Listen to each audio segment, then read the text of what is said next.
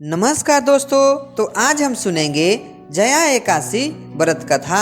युधिष्ठिर ने भगवान श्री कृष्ण से पूछा, भगवान कृपा करके यह बताइए कि माघ मास के शुक्ल पक्ष में कौन सी एकादशी होती है, उसकी विधि क्या है तथा उसमें किस देवता का पूजन किया जाता है। भगवान श्री कृष्ण बोले, राजेंद्र बतलाता हूँ, सुनो। माघ मास के शुक्ल पक्ष में जो एकादशी होती है उसका नाम जया है। वह सब पापों को हरने वाली उत्तम तिथि है, पवित्र होने के साथ ही पापों का नाश करने वाली है तथा मनुष्यों को भोग और मोक्ष प्रदान करती है। इतना ही नहीं, वह ब्रह्म हत्या जैसे पाप भी विनाश करने वाली है। इसका व्रत करने पर मनुष्यों को कभी प्रेत योनि में नहीं जाना पड़ता। इसलिए राजन, प्रयत्न पूर्वक जया नाम की एकादशी का व्रत करना चाहिए।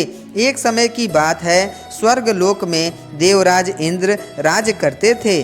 देवगण पारिजात वृक्षों से भरे हुए नंदवन में अप्सराओं के साथ विहार कर रहे थे। 50 करोड़ गंधर्वों के नायक देवराज इंद्र ने स्वेच्छा अनुसार वन में विहार करते हुए बड़े हर्ष के साथ नृत्य का आयोजन किया। उसमें गंधर्व गान कर रहे थे, जिसमें पुष्पदंत, चित्रसेन तथा उसका पुत्र ये 3 प्रधान थे।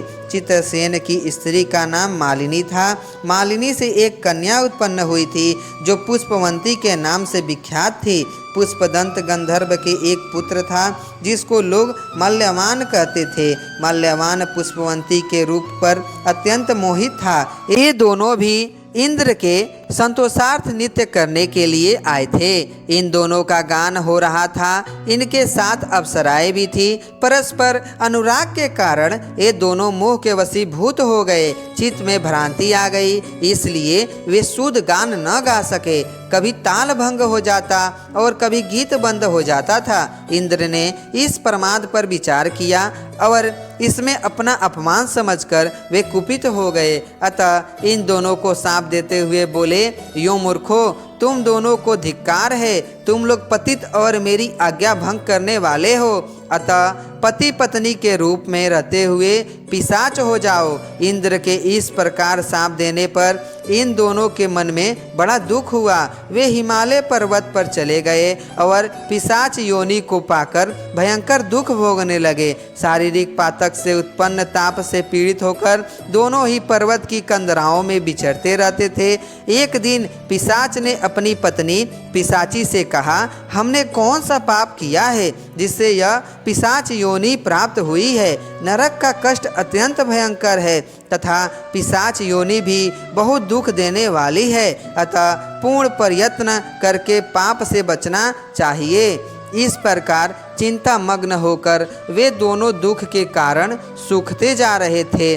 दैव योग्य से उन्हें माघ मास की एकादशी तिथि प्राप्त हो गई। यह नाम से विख्यात तिथि जो सब तिथियों में उत्तम है आई।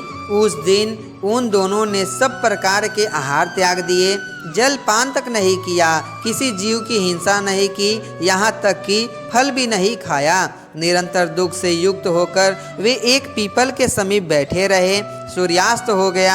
उनके प्राण लेने वाली भयंकर रात उपस्थित हुई। उन्हें नींद नहीं आई। वे रति या और कोई सुख भी नहीं पा सके। सूर्योदय हुआ। द्वादशी का दिन आया। उन पिशाचों के द्वारा जया के उत्तम व्रत का पालन हो गया। उन्होंने रात में जागरण भी किया था। उस व्रत के प्रभाव से तथा भगवान विष्णु की शक्ति से उन दोनों की पिशाचता दूर हो गई। पुष्पवंती और मल्यवान अपने पूर्व रूप में आ गए। उनके हृदय में वही पुराना स्नेह उमड़ रहा था।